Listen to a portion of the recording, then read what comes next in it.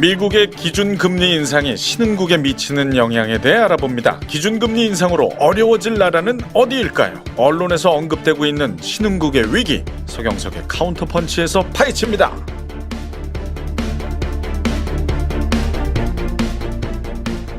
자, 1부에 이어서 2부 기준금리 인상과 신흥국의 위험한 관계 알아볼까 합니다. 신흥국이라는 단어 참 많이 들었습니다만 네. 우리가 예전에 익숙했던 단어 중에 이제 개발도상국 그렇죠. 어떤 차이가 있습니까? 그러니까 완전히 같은 개념은 아니고요. 지금 우리나라 국제 뉴스면에서 다루고 있는 나라들은 거의 대부분이 신흥국에 들어간다라고 생각을 하시면 되고요. 개발도상국에 대해서는 후에 우리 임 과장님이 자세히 설명을 하실 텐데 네. 개발 정도에 따라서 경제개발 정도에 따라서 국제통화기금 IMF가 이 선진국, 그 신흥공업국, 개발도상국, 최빈국을 분류를 하고 있습니다. 아하. 근데 이제 이 분류에는 우리가 생각하는 흔히 주권 국가의 개념도 있지만 네. 주권 국가가 아니어도 네. 일정한 영토를 가지고 정치 지리학적으로 이렇게 단위를 이루는 국가라고 흔히 얘기하는 부분들도 들어가 있기 때문에 네. 보통은 country라는 단어 대신에 economies라는 단어를 많이 사용을 하거든요. 아. 네. 근데 원래 신흥국의 그 영어 약자가요. 예. NICS예요. Newly Industrializing Countries.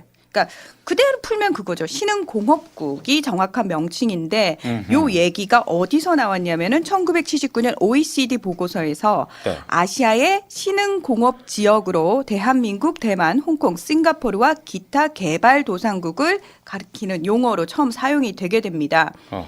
근데 그럼 도대체 신흥국을 어디까지 신흥국이라고 얘기를 하고 어디까지를 개발도상국이라고 할 것이냐? 아까 말씀하신 그 분류로 네. 봐서는 신흥국은 개발도상국과 선진국 사이 정도로 예 있는 것처럼 보이는데 느껴지잖아요. 또 그것도 아니네. 네.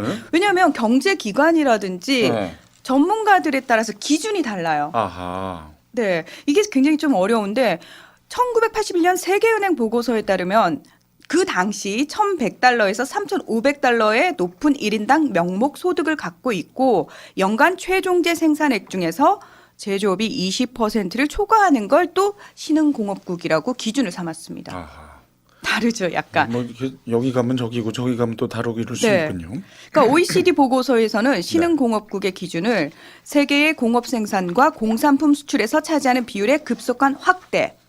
그리고 그러니까 공업적으로 그러니까 공업이란 말이 들어가 있으니까 그러니까 수출을 목표로 이 공업 부분이 굉장히 비중 있게 다뤄지는 국가들 뿐만 아니라 그 발전 가능성을 내포하고 있는 국가들을 신흥공업국이라고 얘기를 하고 있는 거죠. 네. 그러니까 공통적으로 여러 가지 기준에 의해서 좀 몇 개의 나라들이 추려지는데 예. 신흥공업국이라고 불리는 나라들을 살펴보면 대표적으로 브릭스 들어보셨을 거예요. 네. 브라질, 러시아, 인도, 남아프리카 공화국 그리고 중국 그리고 아세안 5 인도네시아, 말레이시아, 필리핀, 태국, 베트남 그리고 민트, 멕시코, 인도네시아, 나이지리아, 터키 이런 나라들을 신흥국이라고 저희가 지칭을 할 수가 있습니다. 우리나라는 어떻습니까? 자, 우리나라는 어떨까요? 제가 물었는데 아니. 반사하는 거예요, 뭐예요? 질문 반사. 아니, 저는 이 일단 신용 등급은 선진국들이랑 비교를 해도 사실 무관할 정도로 높은 상태고요. 우리 대한민국이요? 네, 맞습니다. 네. 그리고 외환 보유고도 많이 신경을 쓰고 있기 때문에 네.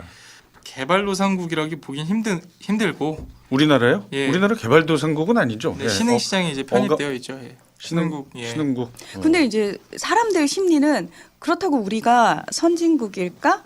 예. 그건 또 아닌 것 같고 공업이라는 말이 붙어 있잖아요. 이러다 보니까 지금 우리나라는 공업 쪽보다는 서비스업의 비중이 훨씬 높아졌는데 여전히 거기 안에 속해 있어도 될까라는 의문을 갖는다는 거예요. 근데 또 오 대표님 말씀하신 것처럼 다른 어떤 기준들을 또 들이대게 되면 국제적인 기준으로 보면은 우리도 충분히 위쪽으로 올라갈 수 있는 상황인데? 라고 얘기 또 할 수 있고. 제 마음속엔 선진국인데. 예.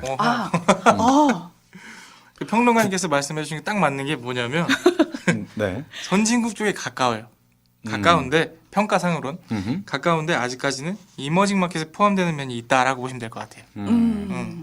이머징 마켓. 우리 이만중 과장도 한번 그 개발도상국, 신흥국 뭐 지금 약간 개념적으로 헷갈릴 수 있는데요. 사실 저는 딴 얘기를 하고 싶은데 네. 요거 제가 그냥 제가 아는 기준으로만 말씀을 드릴게요. 뭔가 야심차 보이는데.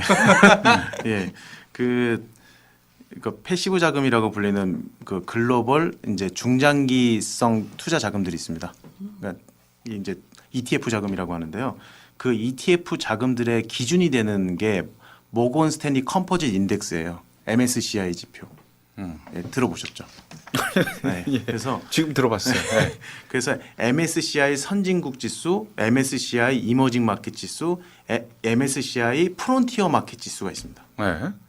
근데 이 세 개를 보게 되면 중간에 이머징 마켓 지수가 있는데 이 이머징 마켓 지수에 해당하는 게 신흥국일 것 같다는 생각이 들고요. 굳이 하자면 그 밑에 있는 프론티어 마켓 지수에 들어가는 것들이 뭐 베트남이나 캄보디아 이런 나라들이거든요. 개발도상국. 그렇죠. 이런 나라들이 개발도상국이라고 굳이 매칭을 하자면 되지 않을까.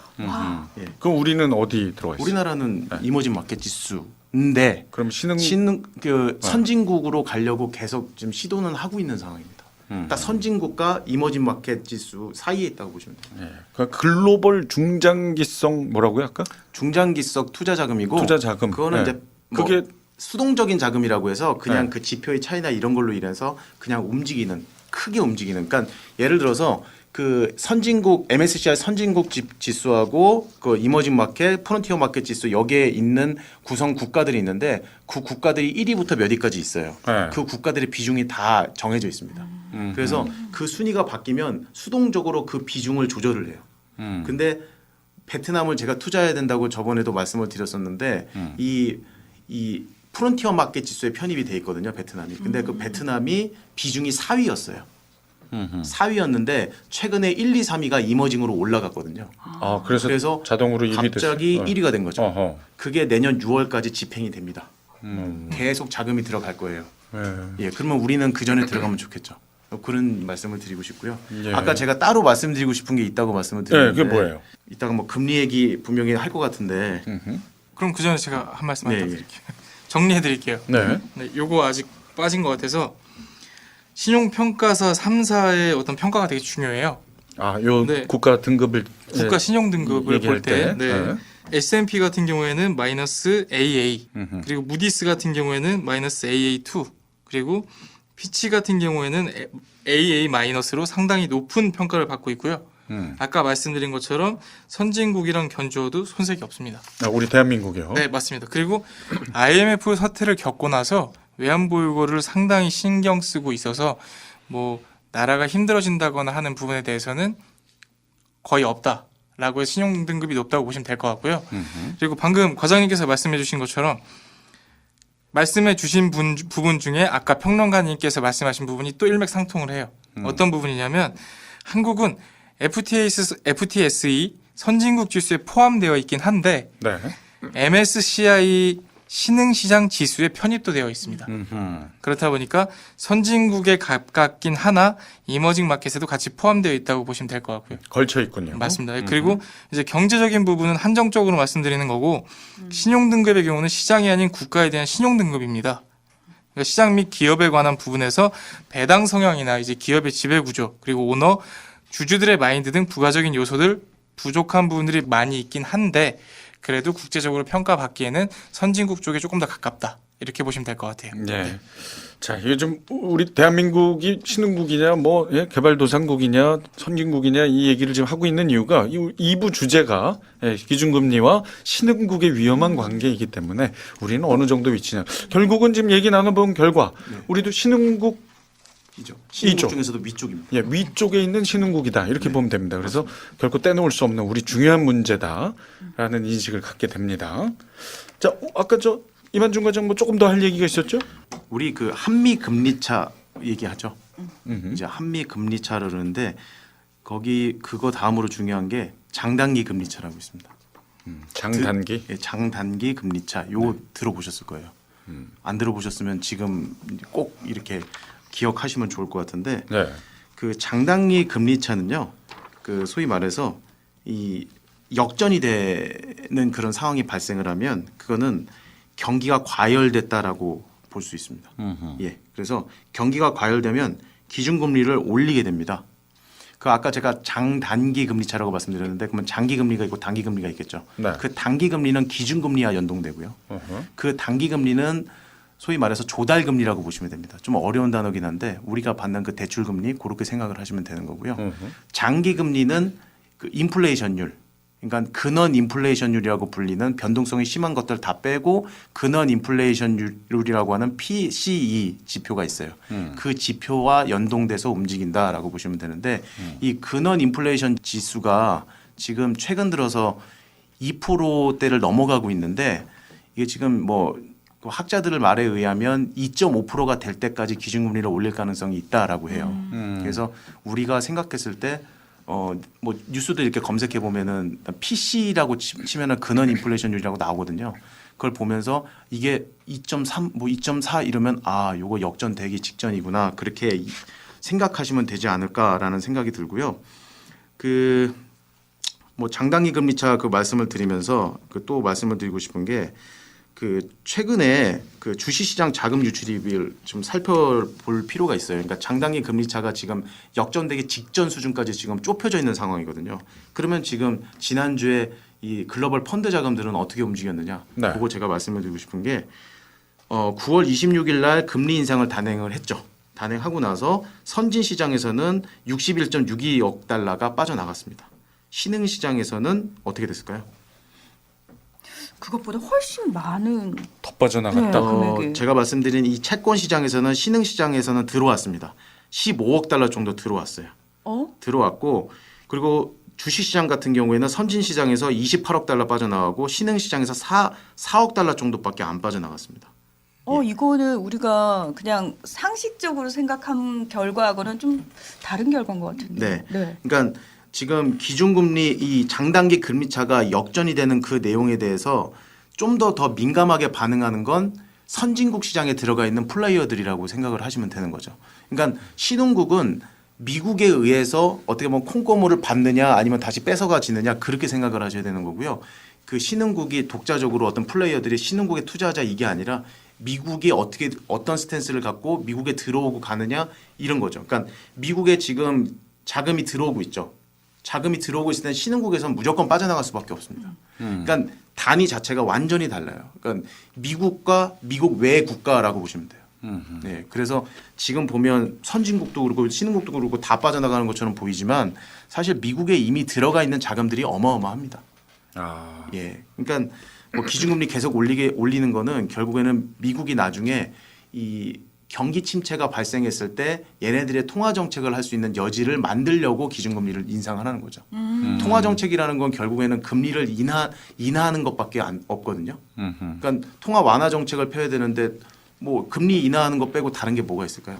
그러니까 결국에는 금리를 인하하려면 인상을 해놔야죠. 좋을 때 올려놓고. 그렇죠. 네, 나중에 위기가 근데 닥치면. 중요한 건 미국 심중에는 다른 나라들은 없어요. 안중에 없는 상황이에요. 그러니까 지네 나라만 잘 살면 되는 거고요. 그러니까 결국에는 이제 각자가 잘 준비해야 된다라고 생각을 하시면 좀 좋지 않을까 싶고요. 그리고 또 하나는 이 미국의 장단기 금리 역전 현상이 지난 30년 동안에 3번 정도 있었습니다. 그 3번 정도 있었는데 이 3번의 국면들 중에 주식시장이 오르는 추세였을까요? 아니면 빠졌을까요? 횡보했을까요? 미국의 주식시장이요. 예, 미국 장단기 금리가 역전된 게 30년간 딱 3번 있었습니다.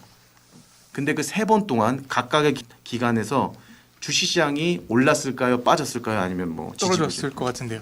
그렇죠. 네. 우리의 상식은 그렇죠. 올랐을 것 같은데요. 역발상 지금까지 다 맞히셨잖아요. 제가 역시 예. 제가 이게 먼저 얘기했어야 빛나는 건데. 이게 다우 지수든 S&P 500 지수든 보면은 이게 몇 개 랜드마크 그 기업들만 모아놓고선 그거 갖고 지표를 만드는데 우리가 모르는 월시어 5천 지수라고 있습니다. 월시어 5천 토탈 마켓 풀캡 인덱스라고 있어요. 이거는 그냥 전체 상장 주식을 지수로 만든 건데 이게 3번 있다고 제가 말씀드렸잖아요. 처음 있었던 게 우리 그 88 올림픽 때 그때하고 그 다음 해 그때 장단기 금리가 역전이 됐었는데 그때 2년 동안 평균 이 월시어 5천 지수가 11% 정도 올랐습니다. 그리고 2000년 우리 뭐 이제 2000년 뭐 Y2K 요때 장단기 금리가 한 번 더 역전이 됐었는데 이때 한 11.9% 정도 상승을 했었고요. 그리고 이제 최근이었죠. 2006년에서 2007년 요 국면에서는 더 많이 올랐습니다. 13.5%. 예. 근데 이 세 시기의 공통점이 있어요. 이 세 시기의 공통점은 부동산 시장이 버블이었다는 거죠. 네. 부동산 시장의 버블이었고 이 버블일 때 장단기 금리 차가 역전되는 공통점이 있습니다. 그러니까 우리나라 지금 자산 시장도 버블이잖아요. 예, 그러면 장단기 금리 차가 조만간 역전이 될 수 있겠죠. 우리나라도. 미국만 있는 게 아니라 우리나라도 장단기 금리 차가 있거든요. 네. 그래서 장단기 금리 차가 역전되는 걸 보시면 아, 이제는 꼭지구나. 그렇게 이해하시면 됩니다. 꼭지고 그러면 부동산 버블 다음에 오는 것은 붕괴. 그렇죠. 네. 금 가격 올라가고. 금 가격 요즘 많이 빠졌잖아요. 아무도 금 신경 안 쓰지 않습니까? 네. 근데 이제 신경을 써야 될 수도 있는 거죠. 그러니까 왜 그 2007년, 2008년 서브프라임 모기지 그 사태 발생하기 직전에 미국이 굉장히 화랑이었잖아요. 엄청났었거든요. 그러니까 그 당시에 그 신문 기사들이 미국이 정말 경기가 너무 좋고 이런 기사들이 도배가 돼 있을 때 제가 대학원 다닐 때 저희 교수님이 이건 분명히 이 다음에 엄청난 경기 악화가 올 징조다. 그러니까 그래서 미리 대비를 해야 된다라는 칼럼을 쓰셨더라고요. 네. 근데 자기가 그 칼럼을 내놨을 때 사람들이 다 미쳤다고. 왜 저렇게 말도 안 되는 얘기를 하냐고 이렇게 했었더라고요. 좋은데. 네. 근데 나중에 결국 그게 맞았거든요. 그분 지금 뭐 하세요? 교수님이시죠? 예. 예. 자, 지금 뭐 얘기가 조금 앞서서 나온 듯하긴 한데요. 자, 신흥국의 위기와 기준금리 인상의 관계 조금 더 얘기를 들어보겠습니다. 우리 오한결 대표. 앞서 이제 말씀드리긴 했는데 금융 시스템이 가장 발달된 나라가 이제 미국입니다. 그리고 이제 신흥국들은 성장이나 경기 부양을 위한 자본이 필요한 경우가 많고요. 네. 따라서 이제 미국과 신흥국은 채권자와 채무자 관계라고 보시면 될 것 같아요. 네, 이게 대부분이기도 하고요. 그리고 미국이 우선 기준금리를 올리게 되면 이제 통화 긴축 효과로 자금이 미국으로 회수되게 됩니다. 네, 근데 신흥국 입장에서는 돈을 갚아야 하는 상황에서 달러와 부채의 상환 비용이 아주 크게 늘어나게 돼버리는 거죠. 네. 그러니까 미국 화폐 가치 상승은 환율에도 영향을 미칩니다. 그러니까 미국의 투자자 입장에서 아까 말씀드린 것처럼 환차손이 발생한다고 말씀을 드렸고요. 그러니까 이 경우에도 자금의 이탈이 일어나기 때문에 신흥국의 입장에서는 자금 이탈을 막기 위해서 자국의 금리를 올려야겠지만 그럴 경우 막대한 부채의 증가와 이제 투자 심리가 위축될 거고요. 경제 둔화로 인해서 쉽게 따라가기 어려운 면들이 있죠. 근데 그걸 따라가다가 지금 망한 케이스가 뭐 브라질이나 아르헨티나 뭐 이런 국가들이라고 보시면 될 것 같아요. 저희가 일부에서 우리 한국 경제에 미치는 영향과 지금 거의 뭐 비슷한 이야기입니다. 우리 한국도 신흥국 위치에 있기 때문에. 자, 그럼 조금 더 구체적인 얘기를 나눠볼게요. 이번 이 기준금리 인상에 따른 충격이 가장 큰 나라는 어디가 될까요? 예.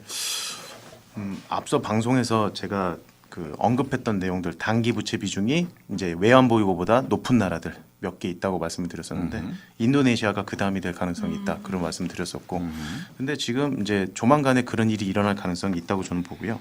아까 제가 패시브 자금 이제 이머징 투자 비중 축소 요 부분도 제가 말씀을 드렸잖아요. 근데 이 지금 패시브 자금은 그 관성이 있어요. 그래서 한번 빠져나가기 시작하면 한국은 별로 그렇게 뭐 안 좋지 않은데 전체적으로 다 빠져나간다는 거죠. 그러니까 그게 일단은 좀 뭉뚱그려서 위기가 될 수 있는 그런 요인 중에 하나고요. 그리고 최근에 연준이 금리 인상을 계속 하고 있죠. 근데 그 금리 인상을 하게 되면 당연히 이 신흥국 입장에서는 자국의 달러 자산이 빠져나갈 그런 위기감은 분명히 느끼고 있는 거거든요. 그래서 실제로 인도네시아, 인도, 터키 이런 나라들을 포함한 한 6개국 정도가 금리 인상을 실제로 단행을 했습니다.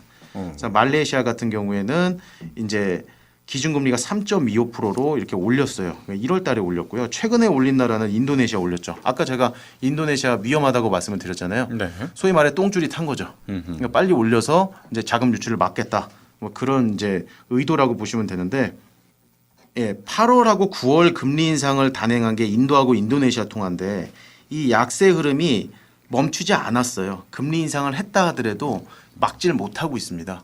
그러니까 결국에는 얘네들이 금리 인상을 하면 막을 수 있다라고 생각을 하고 한 거라기보단 뭐래도 해야 되니까 하는 겁니다. 그러니까 아까 제가 말씀드렸듯이 미국의 달러 자산이 유입되는 거, 환수되는 이 흐름을 신흥국 힘으로는 막을 수가 없어요. 그 사이즈 자체가 다르기 때문에 아무리 기준금리를 올리고 해도 어렵다. 예. 터키가 지금 기준금리 뭐 10몇 프로 뭐 이렇게 되는데도 그건 뭐 어린 반포는 주도 없는 지금 상황이거든요. 예. 결국에는 신흥국 입장에서는 이것밖에 할 게 없으니 기준금리 인상을 하고 있다. 그런 상황입니다. 뭐 이렇게 정확한 비교가 되지는 않지만 우리의 아까 금리 인상을 할 수밖에 없는데 할 수 없는 네. 뭐 이런 거하고 비슷한데 결국은 이쪽은 했네요. 그렇죠. 근데 이런 나라들하고 우리나라하고는 좀 많이 다르죠. 물론 다릅니다만은. 예, 우리나라는 이제 제조업 비중이 큰 아주 건실한 국가이기 때문에 예, 사실 계속 현금 창출 능력이 있거든요. 달러 창출 능력이. 근데 얘네는 소비 위주의 경제 성장을 지금까지 해왔어요. 아하. 이 나라들의 공통점입니다. 아르헨티나, 브라질, 뭐 인도네시아 이런 나라들은 인구가 받쳐주죠. 소비 시장에 받쳐주는데 거기에 들어와서 이제 어쨌든 공산품들을 판매했던 수출 기업들이 다 빠져나가고 있는 거예요. 그렇게 되면 이제 같은 신흥국이라도 그 산업 이 구조가 어떻게 돼 있느냐에 맞습니다. 따라서 받는 충격의 강도는 다르다. 예, 맞습니다. 예, 상대적으로 그럼 우리는 좀 덜 할 수는 있네. 이런 나라들에 비하면. 그렇죠. 예. 브라질은 어떻다고요? 그 말씀 나오실 줄 알았어요. 아니 그 제가 브라질 아는 채권 아직도? 제가 아는 그 서모 씨 아들 모경석 씨가 브라질 국채를 그래서 요즘 네. 이제 많은 얘기들이 오가고 있는데 음흠. 그 MSCI 지수 편입된 지수 중에 우리나라 그래도 그 상위이지 않습니까? 네. 중국이랑 해서. 네. 그러니까 오히려 어떤 분들은 이런 나라들로 하여금 신흥국 지수가 같이 망하는 게 아니라 그래도 그 안에서 투자를 하려는 외국계 자금들이 한국으로 몰릴 가능성도 있다. 이런 걸 점치는데 현재 경제 상황을 보면 또 그렇지만도 않기 때문에 그러니까 일부는 맞고 또 일부는 틀리다고 봐야겠죠.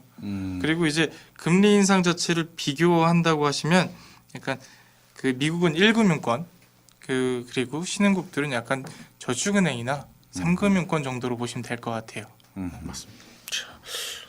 그런 예측들이 좀 맞으면 좋겠습니다. 예, 물론 저 힘든 나라에는 참 미안한 얘기입니다만 반사적으로 좀 우리가 또 이런 힘든 상황에서 이익을 볼 수도 있다는 그런 예측이 좀 맞으면 좋겠는데. 자, 그러면 이 참 힘든 신흥국들 이대로 무너지지 수는 없잖아요. 뭐 어떻게 될까요? 앞으로 전망 어떻게 보십니까? 일단 터키부터 좀 살펴봐야 될 것 같은데요. 음흠. 터키는 일단 나토 회원국이긴 합니다. 근데 앤드루 브런슨 제가 발음하기도 힘드네요. 앤드루 브런슨 목사의 석방에 대한 이제 외교 분쟁이 있었잖아요. 미국 정부는 터키에 대해서 이제 경제적인 제재를 가했고요. 그리고 외국 외채 의존도가 높은 터키는 향후 미국의 압력으로 국제금융시장에서 이제 차관 도입이 어려울 것이라는 인식으로 리라화 가치가 급락을 했거든요. 그러니까 정치적인 문제가 해결되지 않는 한 터키의 경제 상황은 쉽게 해결되기 어려운 상태다라고 보시면 되고요.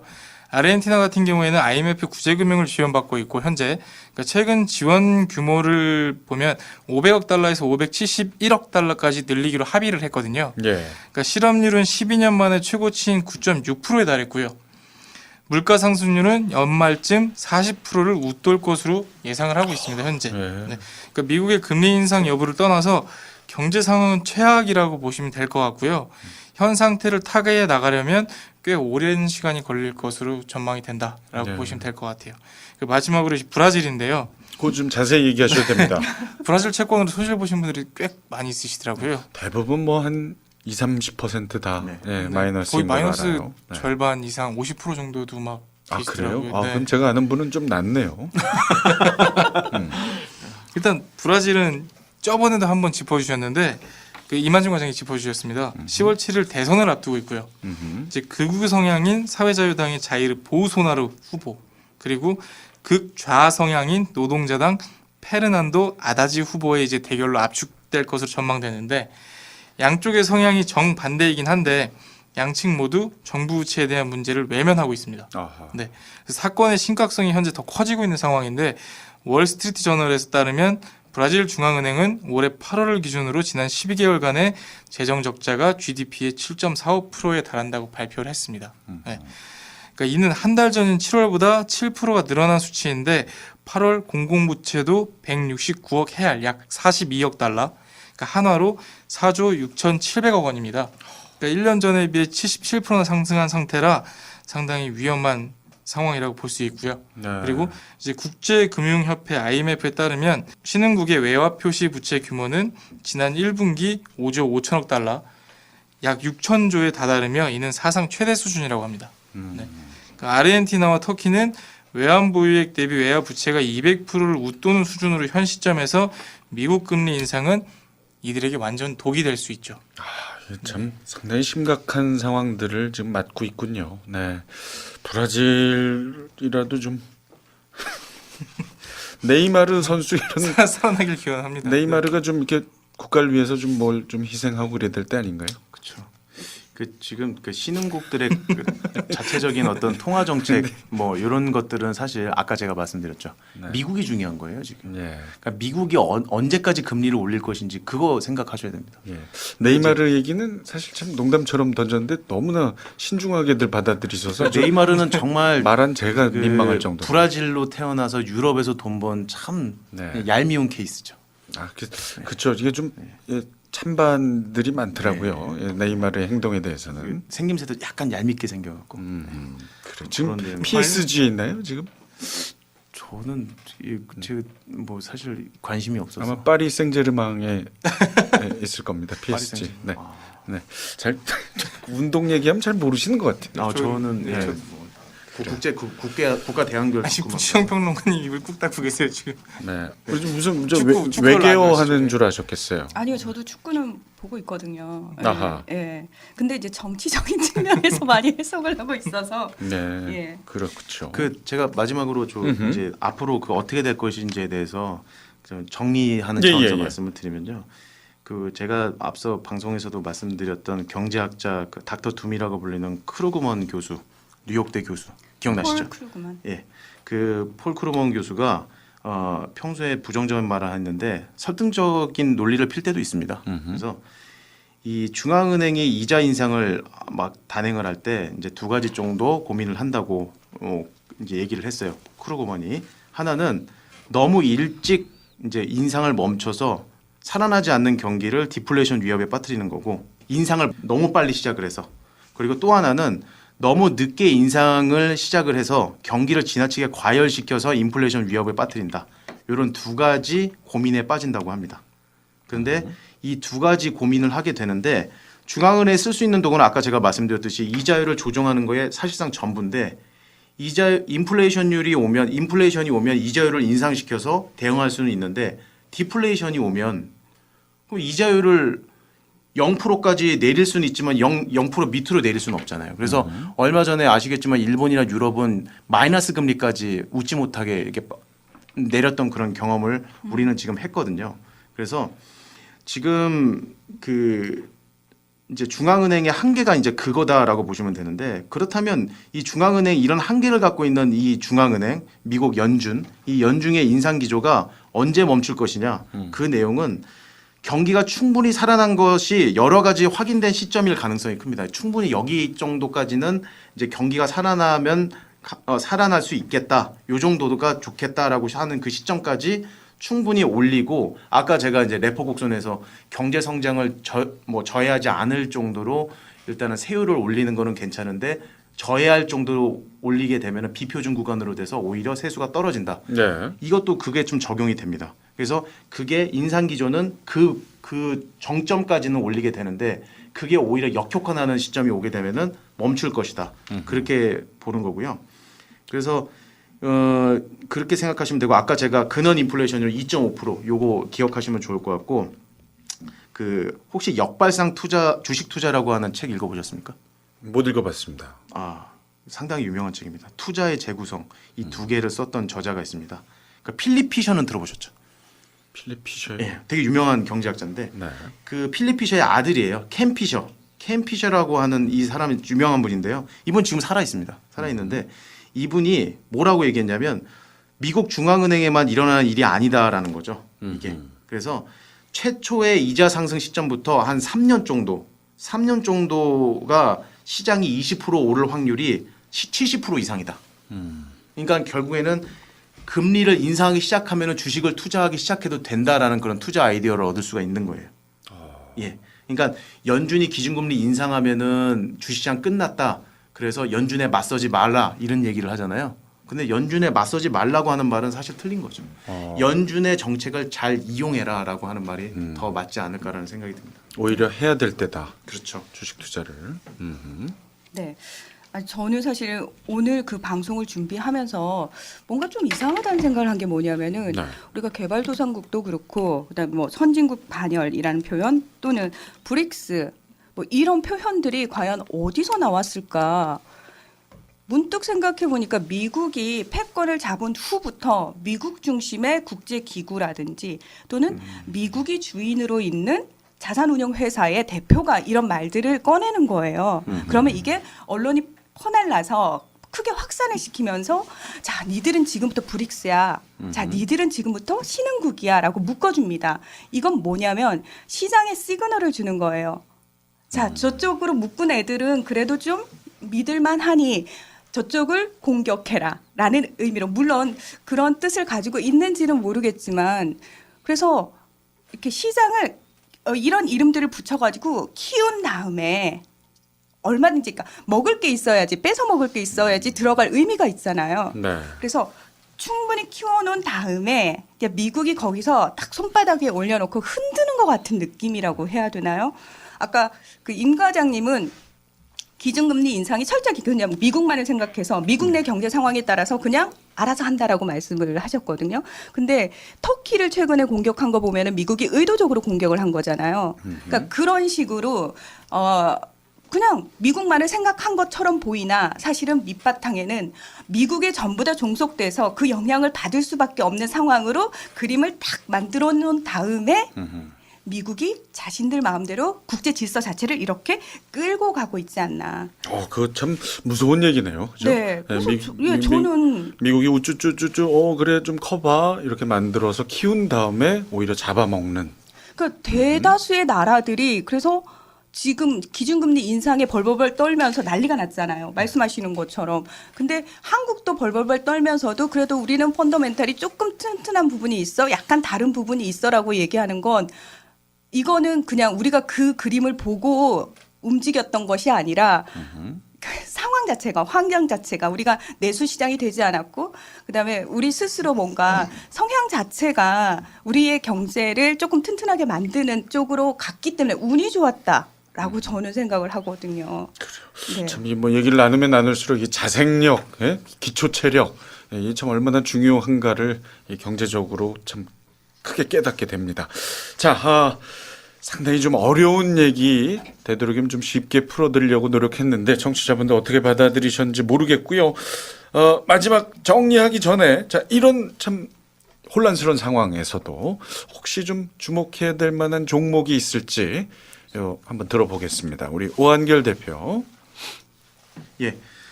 이만준 과장부터. 네. 예. 보통 불황일 때도 불구하고 사실 그 꺾이지 않는 그런 시장이 있는데 명품 시장입니다. 명품 시장 꺾이는 거 보셨습니까? 잘 안 꺾이죠. 예, 잘 안 꺾입니다. 오히려 더 잘 될 때도 있더라고요. 인간의 베너티, 허영심을 이제 충족시켜주는 불황일 때 오히려 더 있어 보이는. 뭐 스커트도 짧아지면서 명품도 많이 팔리는 그런 웃지 못할 그런 상황이 되는 거잖아요. 네. 결국 저는 이제 명품 주식을 가지고 왔습니다.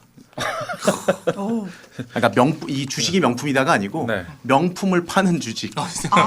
진짜로? 난 진짜 명품 주식이라고. 진짜 좋은 주식. 명품 주식 하면 뭐 약간 사기꾼 냄새가 나잖아요. 그거 아닙니다. 제가 잘못 명품을 말씀드렸는데. 파는 주식이요? 예. 프라다 뭐 루이비통 이런 거 그렇죠. 파는 주식이요? 제가 지금 소개드릴 주식은 프랑스 주식입니다. 어허. 불어 적어. 샤넬이에요? 샤넬? 아닙니다. 아니? 네. 구찌, 구찌.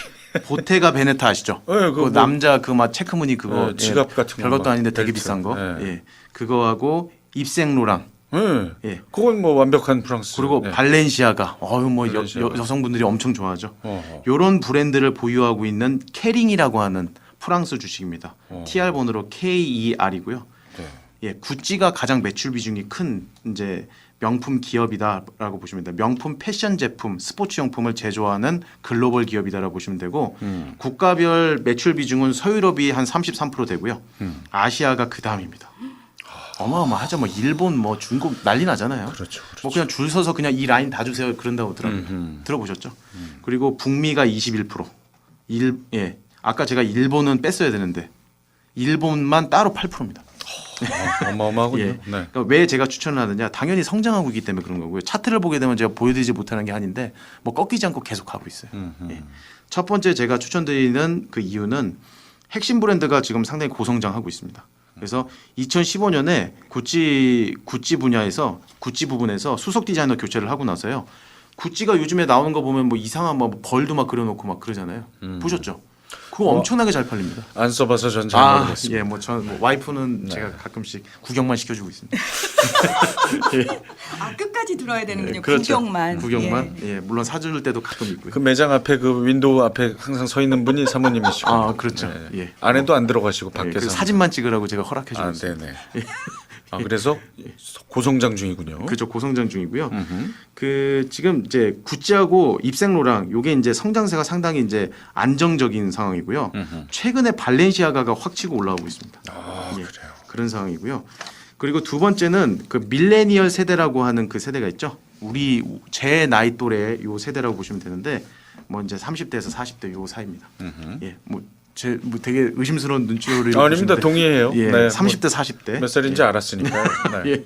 그래서 이 고객층을 아주 탄탄한 고객층을 가지고 있어요. 아하. 그러니까 충성 고객층이라고 말할 수 있고요. 80년대에서 00년대생 사이에 있는 이런 이제 세대들의 판매 비중이 2007년 기준으로 몇 프로일 것 같습니까? 구찌가.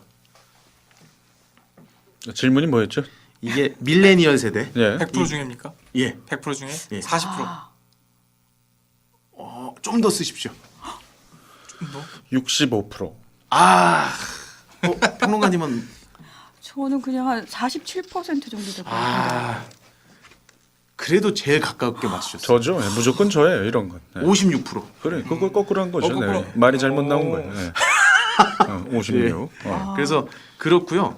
그 구글에 그 트렌드 검색하는 그런 이제 통계 수치가 있어요. 인스타그램의 피드 좋아요 수. 요게 1위입니다. 아하. 예, 구찌가. 예, 상당히 인기가 많아요. 네. 사실 명품 하면 떠오르는 게 물론 진짜 돈 많으신 분은 에르메스 뭐 이런 거 생각나시겠지만 보통 다 구찌잖아요. 예, 그렇게 보시면 되고 그리고 얘네가 가지고 있는 가장 큰 장점이 가격 결정력이 있어요. 지네가 가격을 올리면 명품들이 다 따라 올리는 거죠. 기준이 되는군요. 예, 구찌가 올리면 다 올리잖아요. 예, 뭐 제가 명품은 잘 모르지만 주워 들은 얘기예요. 워낙 구경을 많이 하시니까. 네. 예. 그래서 그리고 지금 뭐 이건 여담입니다만 그 발렌시아가의 한국 지사 대표를 맡고 있는 분이 이제 제 아는 후배인데. 후배요? 예, 그분이 이곳저곳 요즘 그 자선 행사에 참여를 많이 하더라고요. 예, 그만큼 상황이 좋다는 거죠. 지인 할인 찬스. 그런 건 속된 말로 얄짤이 없어요. 그렇죠. 네, 전 뭐, 연예인 DC. 아니 저는 뭐 그 능력도 없고 창문 근처도 못 가요. 예. 아무튼 뭐 예. 그 정도로 지금 상황이 좋다. 그리고 이제 어허. 그 가격 결정력을 일단 얘네가 거의 대표적으로 확보하고 있는 상황이고요. 네. 그 작년 3분기 이후에 글로벌 평균 가격을 5%를 그냥 지네 마음대로 올려버렸습니다. 예. 그래요? 올려버렸고요. 네. 영업 마진율이 점점점 올라가겠죠. 당연히. 예. OP 마진이 올라가고 있어요. 16년도에는 이 마진율이 11%였는데 2017년 작년엔 18%, 올해는 퀀텀 점프를 합니다. 올해는 28%까지. 이거 정말 이거는 사야 되는 주식이지 않을까 싶은데 근데 많이 올라왔어요. 많이 올라와서 그래도 향후에 또 가격 올린다 그러면 사면 되겠죠. 네. 그래서 일단 이 힘든 시기에 오히려 성장하고 있는 기업. 그렇죠. 그리고 최근에 2016년부터 쭉 보게 되면 주가 수익 비율이라고 불리는 퍼 지표 아시죠? 그 퍼 지표가 점점 줄어들고 있어요. 그 퍼는 낮으면 낮을수록 좋은 거죠. 그렇죠. 그러니까 네. 퍼는 결국에는 주가를 EPS로 나눠준 건데 EPS라는 건 주당 순이익이거든요. 시총을 이제 단기 순이익으로 나눠준 건데 그게 점점 줄어들고 있다는 거는 이익 성장률이 가격 상승률보다 더 빠르다는 거죠. 그러니까 저평가라는 겁니다. 그래요. 입생로랑은 상대적으로 어떻습니까? 거기도 잘 돼요? 입생로랑도 잘 되는데 구찌만큼은 아니죠. 그렇죠. 입생로랑 그러니까 상대적으로 결국에는 좀, 네. 제가 말씀드렸던 구찌, 보테가 베네타, 입생로랑 이제 발렌시아가 요거 통합한 브랜드를 가지고 있는 종목이 캐링이다. 네, 캐링이라는 KER 프랑스 종목. 종목 한번 생각해 보시기 바랍니다. 제가 프랑스어 배우면서 그 가장 그 불어 발음 제대로 할 때 그 얘기하는 게 이제 입생 로랑입니다. 그거를 제대로 프랑스식으로 원발음으로. 발음하면 입생 로랑. 자, 이제 오한결 대표의 추천 시간입니다. 일단은 주된 지금 주제가 미국 금리 인상이지 않습니까? 그래서 저는 이만준 과장님의 해외 추천주가 더 직접적이지 않을까 일단 생각을 하고요. 이제 보편적으로 생각을 해봤을 때는 한국은행에서 이제 국내 금리를 올린다는 가정하에 뭐 수혜를 받을 수 있는 건 아무래도 금융주가 될 거고요. 네. 그 중에서도 이제 은행 보험 계열인 이제 KB금융 그리고 신한지주 그리고 뭐 하나금융지주 등등이 있을 것 같습니다. KB금융은 지금 이만준 과장의 소속사죠. 맞습니다. 근데 이게 차트를 보시면서 확인하셔도 되는데 최근 국내 금리 인상에 대한 기대감이 올라오면서 반등을 시도하고 있고요. 아하, 실제로. 네. 다만 한국이 이제 쉽사리 금리를 따라서 올릴 수 있을까에 대한 확신이 없기 때문에 프리미엄이 그렇게 과대 반영이 되는 상황은 아니라고 보시면 될 것 같습니다. 하지만 좀 지켜보셔야 할. 네, 맞습니다. 그리고 이제 해외 수출이 많은 기업이나 OEM을 통해서 외화벌이가 좀 잘 되는 기업들이 강세를 보일 것 같고요. 그래서 영원무역이나 한세실업 같은 의류 관련주 이제 추운 날씨와도 맞물리면서 좀 좋은 모습을 보여줄 수 있지 않을까 싶고요. 저는 오늘 좀 다른 얘기를 해드리고 싶어요. 내일이 휴일이지 않습니까? 네네. 내일이 휴일이니까 방송 들으시는 분 오늘 처음 들으시는 분은 이제 휴일이죠. 네, 오늘이 그렇죠. 휴일이죠. 네, 내일이 휴일이다 보니까 아마 그 다음날 장세에 대해서 궁금해하시는 분들이 많이 있을 것 같아요. 목요일 장세요. 네, 네. 그냥 딱 찍어드리겠습니다. 오늘 네. 이제 한국 증시 같은 경우에는 코스닥 바이오 업종 급락이 투자자들한테 투자 수심을 위축시켰고요. 그렇죠. 그리고 이제 피치의 터키 20은행 신용등급 강등에 따른 이슈, 그리고 남중국해에서 미국과 중국 군함 충돌 직전에 따른 군사긴장 확대, 그리고 항생지수 하락폭 확대, 그리고 트럼프 커들로 나바로 등 미중 무역 분쟁 장기화, 시사 발언 등 악재성 재료가 유입되면서 투심이 위축됐는데 이걸 투심이 위축됐다고만 봐야 하느냐? 그건 아니거든요. 그래서 정확히 이게 9월 21일입니다. 이제 국내 증시가 하단 박스권 중에 상단 부분을 돌파하면서 이제 외국인 매수세가 상당히 강화됐었어요. 그러니까 외국인 매수세의 힘을 입어서 이제 박스권 상단을 돌파를 한 거죠. 그러면서 이제 오늘 같은 장은 개인 투자들이 상당히 힘들었다고 하는 장인데 늦게 따라붙어서 그렇습니다. 그러니까 외국인 자금들이 어떻게 움직이는지 보고 따라갔어야 되는데 외국인 자금들이 이제 어느 정도 차익이 됐고 금리 인상을 해버리니까 제가 계속 말씀드리는 게 금리 인상 전까지 보라 그랬거든요. 근데 올라갔는데 금리 인상도 나오고 악재들이 나오니까 당연히 외국계 자금은 눈치 보기 장세로 돌아설 수밖에 없다고 생각이 들었어요. 그래서 오늘은 뭐 물론 지수가 많이 빠졌지만 이거는 외국계 자금이 영원한 이탈이 아니라 잠시 눈치 보기로서 현금 비중을 확보하는 장이라고 보시면 될 것 같고요. 네. 그리고 재밌는 거는 오늘 개인 투자들이 현물 매수세를 하면서 하방 포지션 구축을 좀 더 강화했거든요. 그러면서 외국인들은 오히려 하방 포지션 구축을 강화했던 것을 청산했습니다. 그렇다 보니까 오늘도 이슈가 있어요. 오늘은 이제 파월 연준 의장이 연설이 준비되어 있고요. 그리고 특히 무역 분쟁과 관련된 발언, 그리고 인플레이션에 대한 언급 등이 주목을 하고 있습니다. 현재. 그리고 이 영향으로 이제 달러가 약세를 보이는지 여부가 초점이 될 것 같고요. 물론 신흥국들의 어떤 신용등급 강등 이슈는 계속 될 것 같아요. 그래도 국내 증시는 그 부분에 대해서 크게 영향을 지금 받고 있는 상황은 아니기 때문에 목요일은 네. 현재 수급 상황만 봤을 땐 오늘까지 이제 해외 증시가 빠질 수는 있겠지만 목요일은 재반등이 가능하지 않을까. 아하. 네. 그래서 오늘보다는 조금 더 완만한 증시가 진행될 것 같고요. 그리고 박스권 상단 돌파 시점이 2318포인트를 회귀하면서 최대 2340포인트까지 상승 가능할 수 있지 않을까. 이렇게 예상을 한번 드리고 싶습니다. 네, 오늘 좀 많은 분들이 좀 힘들어하셨을 것 같아서 위로 겸해서 네, 내일 쉬고 목요일에는 조금 시장 상황이 나아질 것이다. 네. 네. 우리 그러니까 네. 예언을 하셨으니까 다음 주 방송은 이제 메타작부터 시작되는 건가요? 아니 뭐 그 아니죠. 사탄이 좀 생기지 않을까요?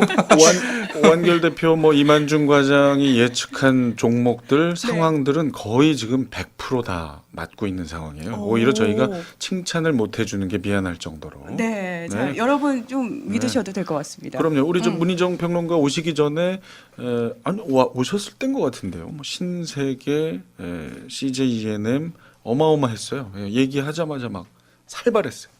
근데 저는요, 직접 이제 방송을 하면서 우리 서경석님께서는 들으시잖아요, 다이렉트로. 네. 그래서 실질적으로 실물 경제에 도움을 받으셨나요? 제가 제일 문제가 이런 분들의 이야기를 한 귀로 듣고 한 귀로 흘려요. 그리고 제 친구 얘기를 들어요. 그 정말 못하는 친구 하나 있는데 그 친구 얘기하고 한 3시간 이야기해요. 그리고선 잘못된 선택을 합니다. 여러분은 그러지 마십시오. 예. 아무튼 자 상당히 좀 어려운 얘기들 위주로 오늘 1, 2부를 꾸며봤습니다. 그래도 조금 희망적인 것은 이게 좀 얌체 같은 얘기일진 모르지만 다른 신흥국에 비해서는 우리나라가 맞는 위기의 그 강도는 조금 덜하다라는 생각 좀 할 수 있었고요. 그보다 더 중요한 건 사실 우리 자체의 힘을 길러야 된다. 이곳저곳에 휘둘리지 않는 우리의 체력을 키우는 것이 얼마나 중요한가를 깨달을 수 있었던 시간이었습니다.